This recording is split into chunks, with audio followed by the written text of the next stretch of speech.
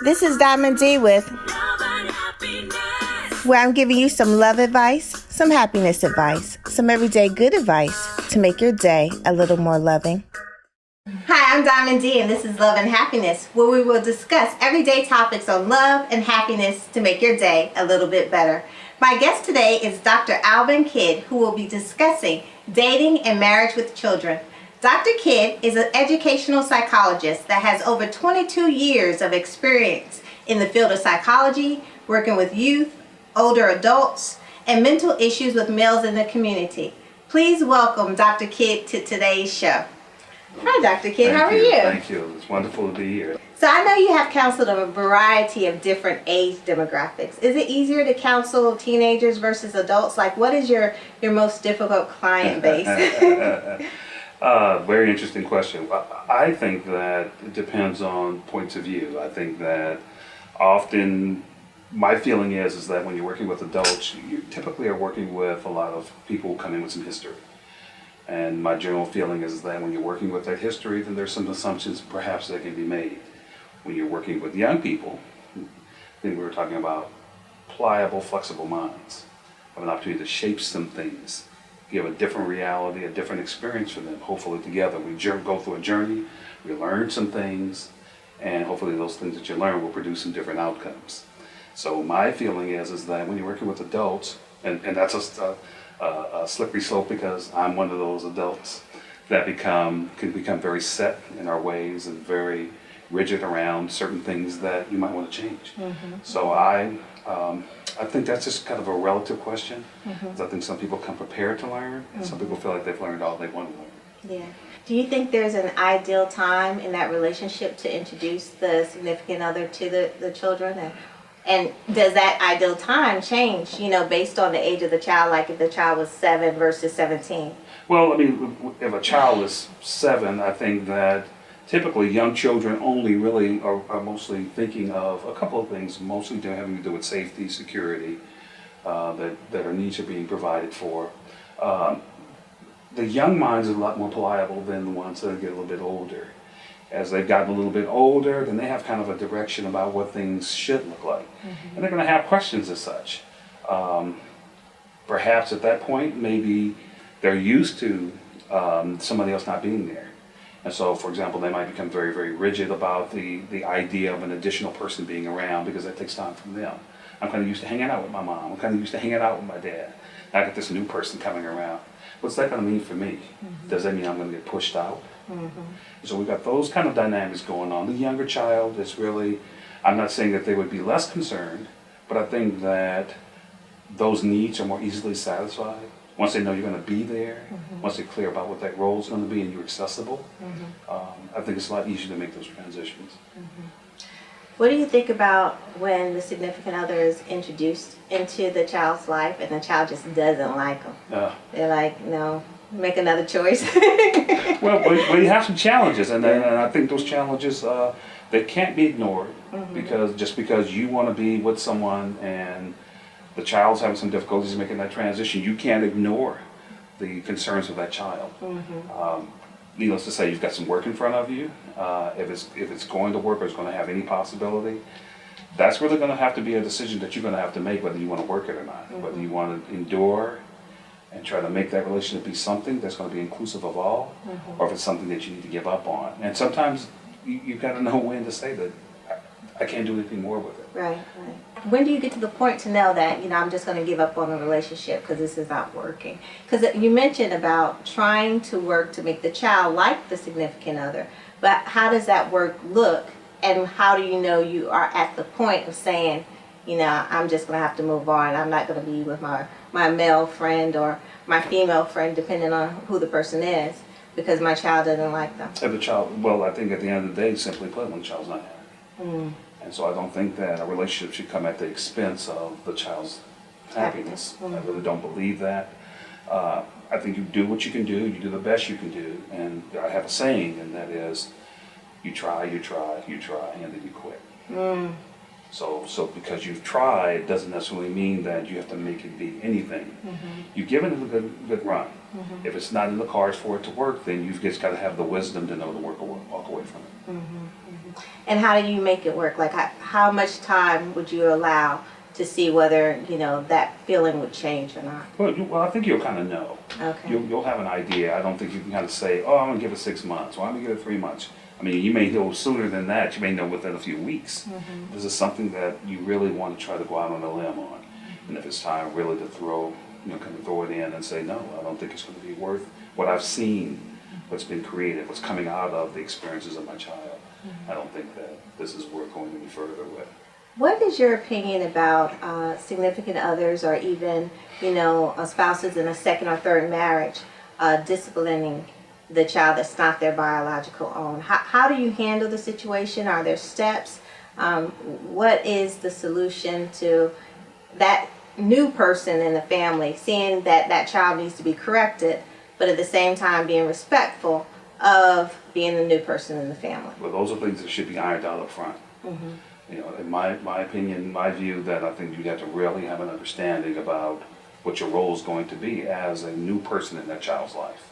So if we're talking about discipline, which oftentimes is the tension points for relationships, most people are willing to step into a situation of a relationship that's new and there are children involved. They're willing to step into that and take on the roles and responsibilities of that second adult.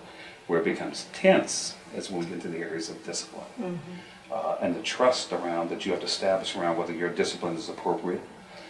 Is it too harsh? Are you disciplining my child over things that I've given them free reign to have and do? These are some things that up front, I think, in your relationship, those are the things that you have to tease out. So we were asking earlier about knowing when and how far to go. Well, these are some of those areas where you have to start investigating that first, and that's going to become a barometer for whether you should go to the next level or not. So you can cut some things off right away. In some cases, I work with couples and I've actually, I kind of have an attitude of this, as a man entering into a relationship with a woman that perhaps has children, I personally, my position is I don't really want to know the children until I know where we're going. Because I don't want to create some ripples in that child's life that I might not be able to back down. Right. So my whole thing is that let us get to know each other, and when we kind of see where we want to go, then that's when I'm more open to saying, yeah, I'd love to meet your son, I'd love to meet your daughter. But I first want to know where we're going first, because I don't want to set up disappointments for that child. Yeah, and I think that's important, because I think that you have to have a stable relationship before you introduce a new person in that child's life. Because what if the relationship is not stable and that child becomes attached to that new person, and then you break up, and then that child is having some type of separation anxiety or just feeling the negative impacts of the breakup because that new person is no longer And it there. goes back to the other idea that early on children want to know that they're safe, provided for, and supported. And children get a great sense that you're looking out for me. There's it's not a selfless move that you're trying to make. You're making a move that benefits you, but also benefits us. And so children know that you're taking care of me, and that's what they want to know. Those are the assurances they need to have. How do you handle situations when, like, both of the dating parties have children, and you have sort of like the Brady Bunch syndrome, and then the children are having conflicts with each other? I mean, how do you handle those types of sibling rivalries with new kids that you didn't have to deal with before? Well, there's some things that are going to happen. Intuitively, they're going to happen because you're dealing with temperament. So you're going to have, in a blended family, very much the same dynamics that you might have in a family of all the same biological parents. You're going to have those things where people are going to be trying to get to know, kids are going to try to get to know each other. Some of that means some trial and error. I think for me, what I'm always curious and recommending is that parents be available to help resolve those conflicts, to try to understand what the conflicts, what gives rise to that. Because there's some things oftentimes it's just, it can be anything from boundaries to territorial kinds of things where children are accustomed to having certain things that they now have to share. And they don't want to share those things. And that could be time with parents, that could be time with other things. They're just not used to it. So these are things that you have to help them work through, so that the idea of a new relationship is not a threat. The idea of a new relationship is something that's really good and can be welcoming. But I think parents have the opportunity, adults in the room have the opportunity to give guidance to that and shape to that. Yeah, you mentioned boundaries, and it made me think about the Demi Moore Bruce Willis situation, where Bruce Willis was still in the family's life, even though Demi Moore had moved on to Ashton Kutcher at that time. How do you handle the situation with exes that just seem to never go away? They just want to be around, and they justify their presence by saying, "Oh, it's a school function." Yeah. Well, I mean, they're gonna do their thing, and at best, you just have to be very clear about where those boundaries are. That I have moved on. I have a new relationship. I'm building a new life for myself. What we had is gone. I have now moved on. And that's not uncommon for people to hold on. They want to hold on to some aspect of a relationship that has now been put to rest. You do the best you can. We're trying to establish those boundaries. Of course, we're talking about adults, and so you can't really make them do anything, but you can make it very clear to them that here are the limits. This is as far as it's going to go. Here are my priorities. In a tasteful way, you're not one right now, and you move on. Right.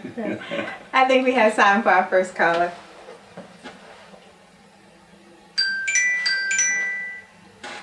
Caller, you're on the air with Love and Happiness with Diamond D with myself and Dr. Kidd. How can we help you? I'm a stepdad, and my daughter is well over 18. She's my stepdaughter, and she wants me to pay for the wedding, but she has a biological dad that she hasn't even asked. I don't know if it's because he broke or what, but why should I pay for a wedding? Okay, thank you, caller, for your question. So here's a situation where the stepfather is saying that he shouldn't have to pay for a wedding if that's not his biological daughter. What do you think about that? Well, again, it goes back to what we talked about earlier. That's another one of those things that has to be discussed early on. Either you're all in or you're not. And those are things you know up front. And that's a challenge for a lot of relationships that feel, particularly when we're talking about money. Money always becomes a tension point for relationships, and surely the milestones of a marriage it's no different. But to me, it gives me a sense that there's something in that relationship that's not been clarified, not been resolved, and that's from a psychologist point of view, that gives me right away that heightened concern about that. That there's some things that the relationship has now taken on. There's probably been a part of that relationship. There's not been a lack of clarity around the responsibilities of a parent, and to include marriages, to include school, to include your involvement in general. And that's something that hasn't been worked out. So there's some hard feelings around, that's not my responsibility. Well, I don't know how you could not feel that's not your responsibility if you're in a relationship with a woman that has children. I don't know how. I don't know. Then it makes me begs to the question: what kind of relationship do you have? So you mentioned finances, and sometimes I think that when men see a woman with children, and sometimes a woman sees a man with children, they feel like they can't step into that marriage situation because of the financial difficulties of it. Yeah, I just think you just have to be really clear about what you can and cannot do. And I think that's just better for everyone. So to go into a relationship, whether it be a man or a woman, you go into a relationship where you know there's going to be some financial considerations. I think that's real important that you just be really clear about what you can and cannot do. There's no reason for you whatsoever to be able to say that I can't do it.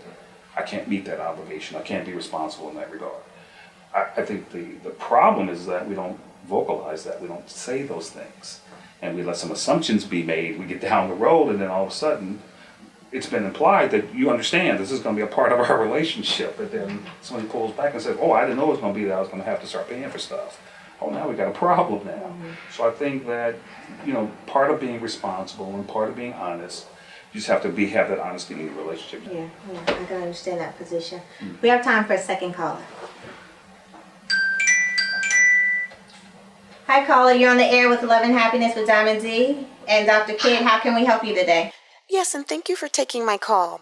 I have a situation that I just found out that one of my wedding guests is going to bring, for her +1, she's going to bring one of my old boyfriends. And I want to know if you think I should restrict her invitation, or just how should I handle this situation? Okay, thank you for your question. Oh, what do you think about that, Dr. Very interesting. Very interesting. An exciting way. But I think these are some of the things that, in my view, definitely you don't have to be intimidated by. You surely can it's your day. You should be celebrating your day. Right, right. You shouldn't have a concern about whether an old boyfriend shows up or not. You really shouldn't. You should be enjoying your day. And if your priorities are straight, that won't be a problem. It becomes a problem when your priorities aren't straight. And if there's some lingering feelings or feeling like an explanation needs to be given to that person, if that's not the case and that's done, you should be able. Anybody can come to that party. You assume that everybody that's there is to celebrate you. Right. So you don't have to be threatened by it. Yeah. Very good. Very good. You know, Dr. Kidd, if you could pull back the hands of time and see yourself 20 years ago, what would be the best advice on love and happiness you would give to your younger self? Oh, wow. That's so much. We have time for all of it. It's so much. But I would say that I think I wish that I had listened more.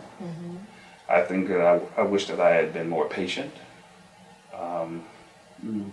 Because I understand now that if I had listened more, I would have understood me more.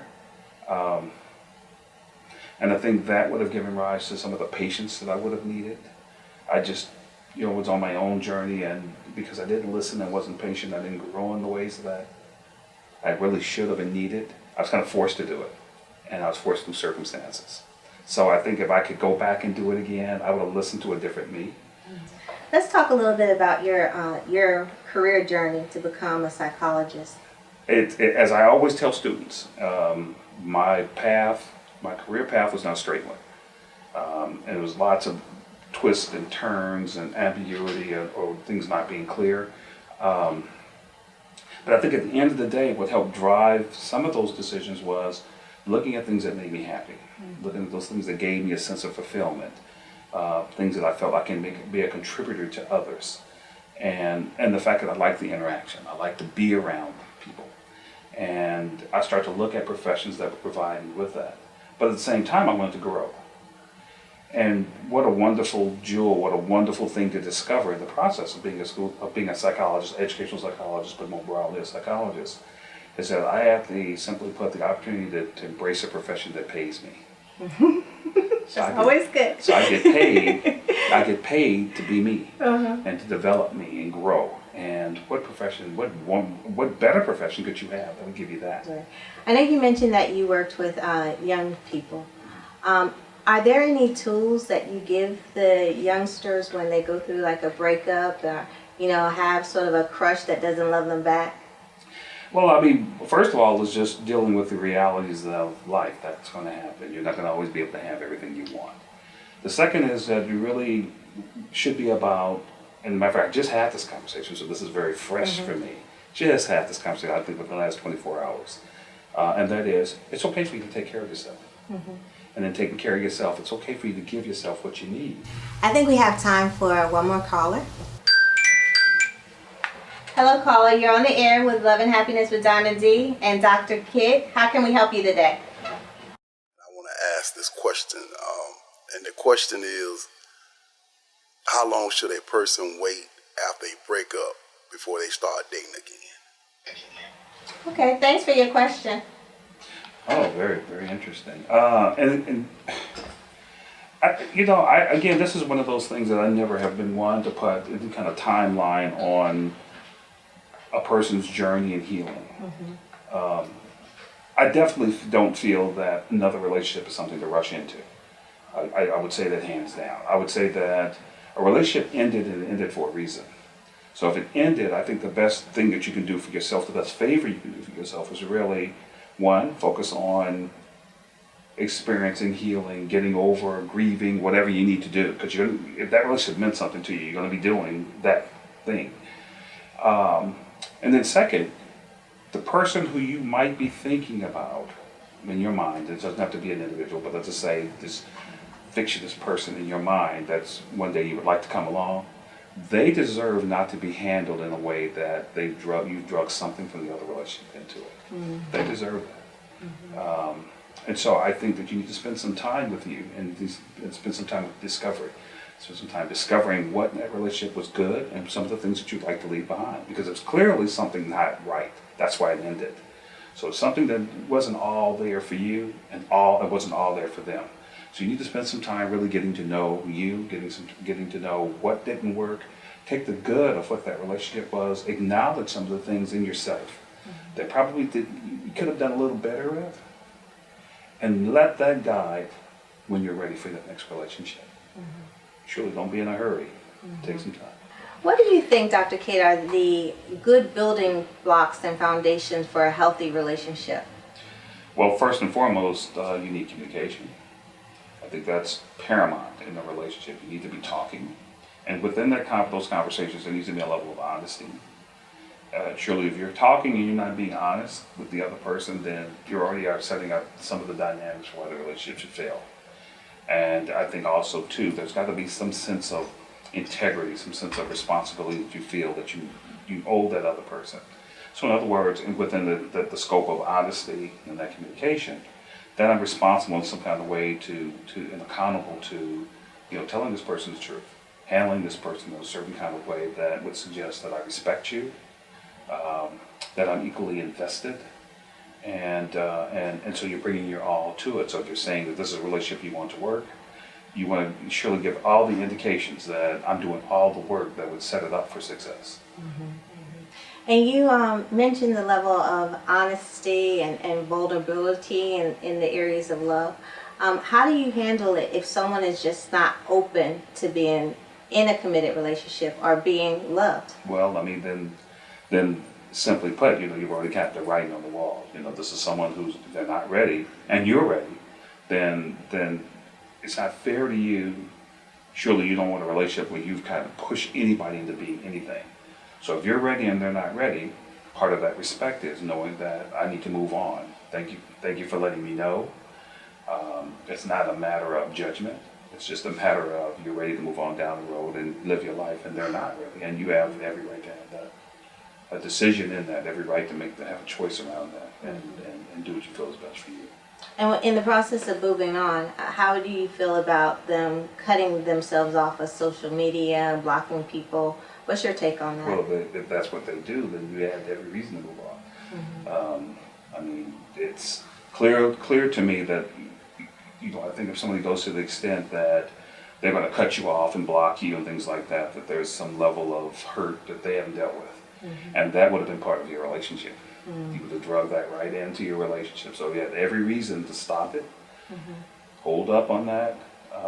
He had every reason to take a different direction because there's a pain, there's an injury that's there that hasn't been dealt with. And that would have become the focus of your relationship. Very good. Who are your mentors? Who are the people that sort of helped you to become the Dr. Kidd that we see today? Well, along the way, lots of folks. I mean, surely I give all thanks to God for bringing those people into my life and those professionals that have touched my life. And surely, without sounding hokey, family definitely, who gave me a belief that I can do anything I need to do, in spite of circumstances, because I surely didn't come from a silver spoon at all. What they did is they gave me a dream and something to hold on to, and I held on to it, and I'm writing it still. So I'm eternally grateful for that. But along the way, I think of people who, like right now, I have a mentor who continues to be my life coach.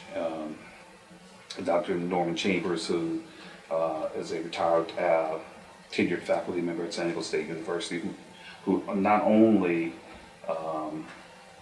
was a wonderful and contributory professor in my academics, but also embraced me in a way to show me what being a man was, showed me what being a professional was, and has continued to do that.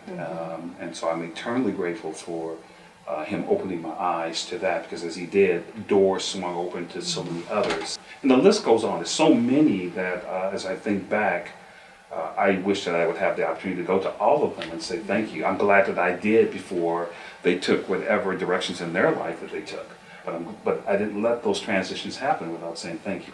And so I thank you for this. Thank you for this opportunity. Well, thank you for this opportunity. Yeah. I truly appreciate you, Dr. Kidd, for being on the show, and thank you for sharing with the viewing audience. And I look forward to seeing great things still to be accomplished from you. Thank you very much. Thank Absolutely. you again. Thank you so much. Thank you.